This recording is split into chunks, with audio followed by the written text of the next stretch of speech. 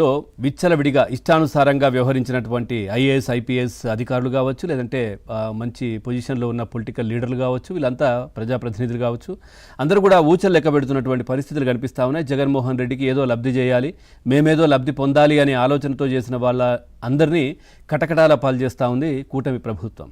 So ముఖ్యంగా Jethwani case, ఒక మహిళను కూడా చూడకుండా ఆ అమ్మాయిని ఏ విధంగా చిత్రహింసలు పెట్టారో, ఎఫ్ఐఆర్ కంటే ముందే ఫ్లైట్ టికెట్లు బుక్ చేసుకొని ముంబై వెళ్ళి ఆమెను ఇక్కడికి తీసుకురావడం, తర్వాత వాళ్ళకు వ్యక్తిగతంగా వాళ్ళకి సంబంధించిన ల్యాప్టాప్లు కావచ్చు, లేదంటే ప్రాపర్టీకి సంబంధించిన అంటే అకౌంట్ ఏదైతే బ్యాంక్ అకౌంట్ ఫ్రీజులు చేయడం కావచ్చు, ఇట్లాంటివన్నీ కూడా కార్యక్రమాలకు పాల్పడి ఒక మహిళను ఎంత ఇబ్బందులు పెట్టారో ఆమె మాటల్లోనే గతంలో మనం చూసాం, విన్నాం.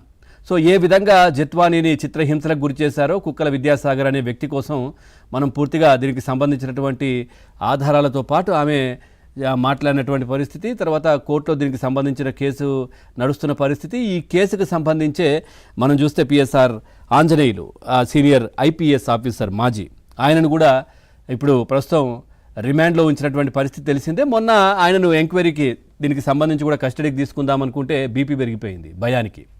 సో మరి ఆ తర్వాత ఆ రోజు వదిలేశారు. నెక్స్ట్ డే నిన్న ఆయనను విచారణకు తీసుకొని మరి జత్వానీ తెలుసా అంటే నాకు జత్వానీ తెలియదు.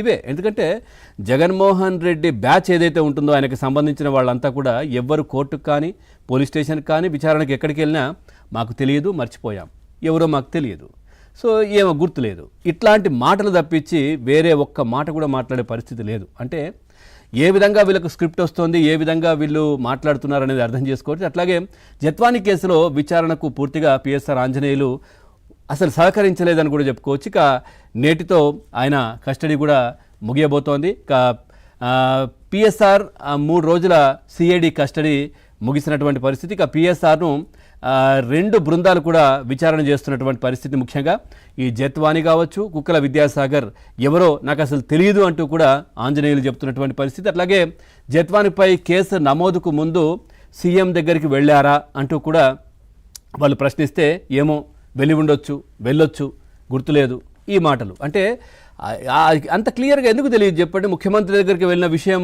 ఏ విధంగా మర్చిపోతారు? అంటే దీన్ని బట్టి కేసును తప్పుదోవ పట్టించడమో, లేకపోతే ఇంకా జాప్యం చేయడమో, లేదంటే సమాచారాన్ని ఇవ్వకపోవడమో, ఈ విధంగా జరుగుతున్నటువంటి పరిస్థితి దాటవేసే ధోరణి అక్కడ కనిపించింది. ఇక జత్వానీ ఫిర్యాదు ఆధారంగా తనపై నమోదు చేసినటువంటి కేసులు కొట్టేయాలంటూ కూడా ఆయన మాట్లాడుతున్నటువంటి పరిస్థితి. హైకోర్టులో కూడా పిటిషన్లు వేస్తున్నటువంటి పరిస్థితి. అట్లాగే కాంతిరాణ తాత కావచ్చు, విశాల్ గున్ని పిటిషన్లు మే 18 కూడా వాయిదా వేసింది ఏపీ హైకోర్టు. ఇక తనపై నమోదైనటువంటి కేసులు క్వాష్ చేయాలంటూ కూడా పిఎస్ఆర్ ఆంజనేయులు పిటిషన్ కూడా దాఖలు చేసిన పరిస్థితి.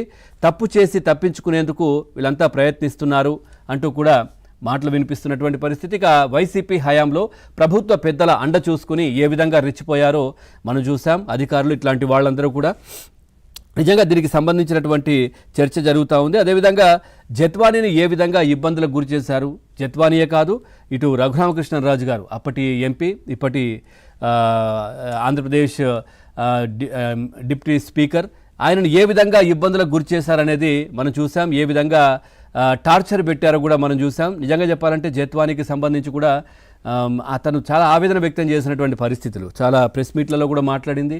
తను రిమాండ్లో ఉన్నప్పుడు, జైల్లో ఉన్నప్పుడు శానిటరీ ప్యాడ్స్ కూడా నాకు ఇవ్వలేదు, నన్ను ఇబ్బంది పెట్టారు అంటూ కూడా, అంటే ఒక మహిళ ఆ విధంగా చెప్పుకోవడం అనేది చాలా బాధాకరమైనటువంటి విషయం.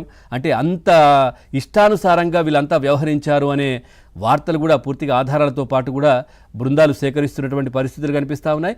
ఎవరు చేయమంటే చేశారు ఏంటి అనేది అందరికీ తెలిసిందే, ప్రజలందరికీ. సో దీనికి సంబంధించినటువంటి చర్చ జరుగుతూ ఉంది. పూర్తిగా నేను జిల్లా అధికారిని కాదు అని చెప్తా ఉన్నారైనా, ఏ కేసులోనూ దర్యాప్తు అధికారిని కూడా అంతకన్నా కాదు, నాకేం తెలియదు. సిఐడి విచారణలో సీనియర్ ఐపీఎస్ అధికారి పిఎస్ఆర్ ఆంజనేయులు ఏ విధమైనటువంటి మాటలు చెప్తున్నటువంటి పరిస్థితులు కనిపిస్తూ ఉన్నాయి.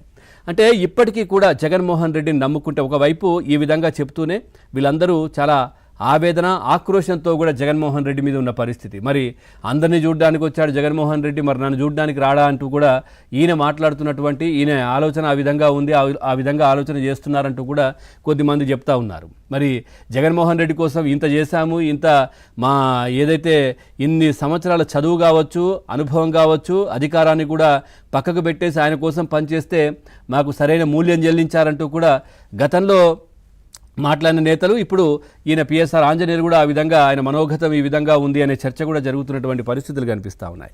పూర్తిగా ఈ అంశానికి